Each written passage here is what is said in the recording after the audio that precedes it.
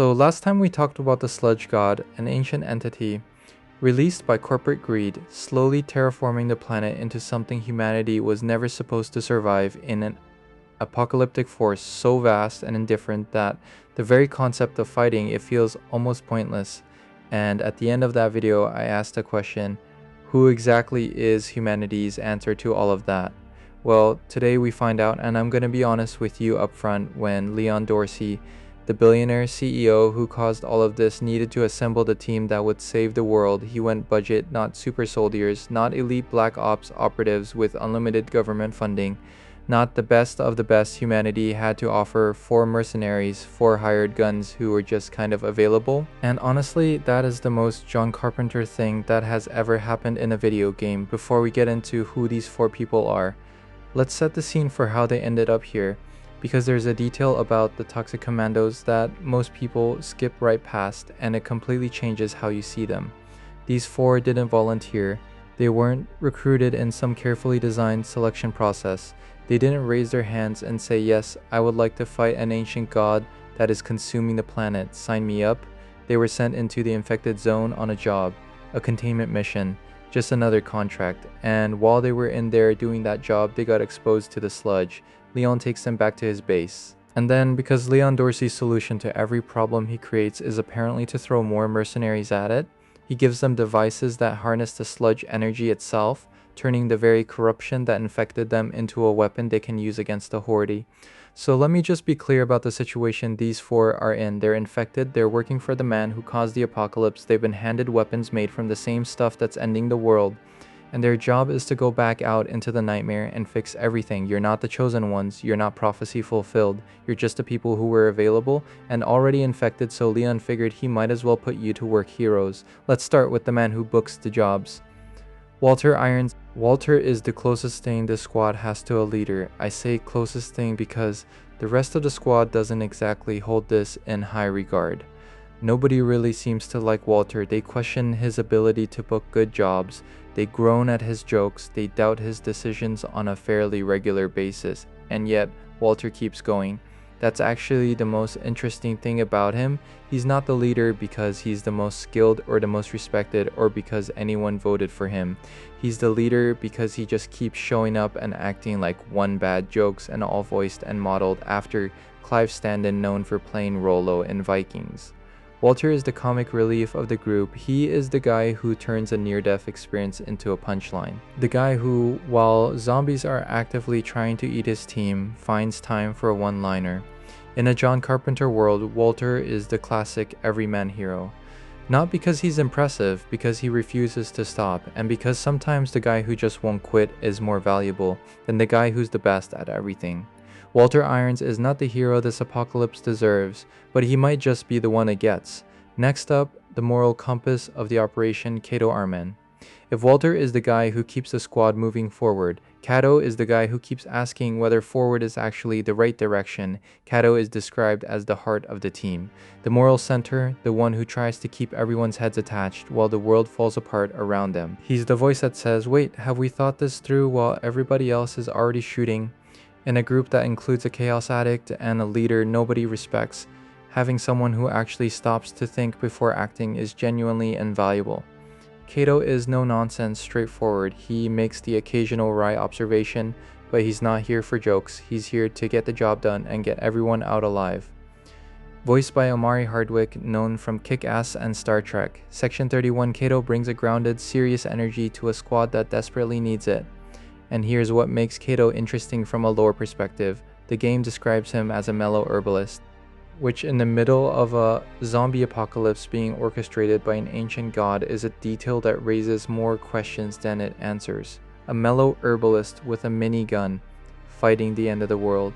Just very Toxic Commando energy. Now let's talk about Ruby Pelicano. Nihilistic, impulsive, abrasive. Ruby thrives when things get messy and has absolutely zero patience for planning. She doesn't just tolerate chaos, she loves it. Ruby loves violence and danger, the way some people love their morning coffee. She is intensity incarnate, the person who hears that an ancient god is consuming the planet and thinks, finally, something worth showing up for. In any other story, Ruby would be the liability, the wild card you can't trust to follow the plan. The one who goes off script at the worst possible moment. But here's the thing, in a world where the plan was thrown out the window the moment Leon Dorsey ignored a warning from a group of cultists, Ruby's total disregard for caution starts to look a lot like an asset. When everything around you is already on fire, having someone who is completely comfortable in the fire is not the worst thing. Voiced by Lucy Martin, Ruby is the squad's chaos engine, the one who charges in first, asks questions never, and somehow keeps surviving anyway. She is absolutely the most dangerous person in the room at all times, and she knows it, and she loves it. Finally, the one who actually has her head on straight, Astrid Xu. Where Ruby runs toward danger, Astrid reads the evacuation plan. Where Walter makes jokes, Astrid identifies the tactical problem. Where Cato keeps the moral compass pointed north, Astrid makes sure the compass is actually working correctly. Astrid is the tech specialist, sharp, direct professional. She has the intelligence to understand the situation clearly and the restraint to not let her emotions make decisions for her. Think of her as Ruby's attitude, without the complete disregard for everybody's safety. She can be fiery when she needs to be. She has no problem telling Leon Dorsey he's overthinking things to his face, but underneath that there's a cool-headed competence that the rest of the squad genuinely needs. She is voiced by Charlotte Chung, known as Dive in Overwatch, Seraph in Call of Duty Black Ops 3, and Hoops in Grounded, and she brings that same grounded intelligence to every line. Astrid is the one who is actually going to figure out how to fight back against the Sludge God. Not through brute force, not through chaos, through actually understanding what they're dealing with and making smart decisions with the information she has. In a world full of people who made terrible decisions, Leon Dorsey chief among them, Astrid is the rarest thing in Toxic Commando's universe, someone who thinks before she acts. Now here's what makes this group fascinating as a whole.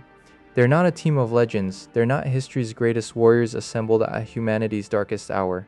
They are four very different people with very different personalities who happen to be in the wrong place at the wrong time, got infected by an ancient god's corruption, and now have nothing better to do than fight back. Walter the leader nobody asked for, who refuses to stop leading Cato, the heart trying to hold everyone together. Ruby the chaos that somehow becomes useful when everything is already falling apart. Astrid the brain that might actually find a way through this, each one bringing something completely different, each one filling a gap the others can't. Together making up something that against all reasonable odds might actually have a shot at pushing back against an entity that has been sleeping beneath the earth since before human civilization existed. And the beautiful irony of the whole thing is this Leon Dorsey, brilliant billionaire, visionary CEO, the man who believed he was smart enough to drill into the unknown and come out fine, built the most expensive, most advanced energy company in human history. And when it all went wrong, his answer was 4 mercenaries with a truck.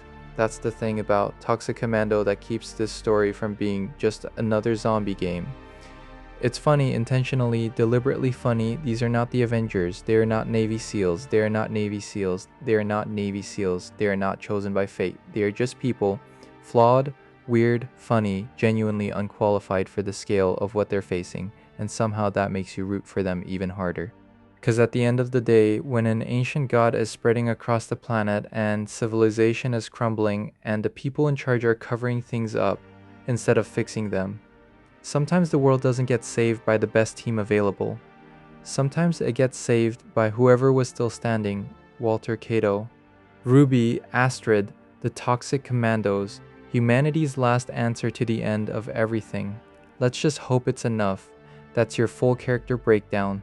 Next video we're going deeper into the world itself, the infected zones, what the sludge corruption actually does to the environment, and why the world of Toxic Commando feels so distinctly different from every other zombie apocalypse you've ever seen.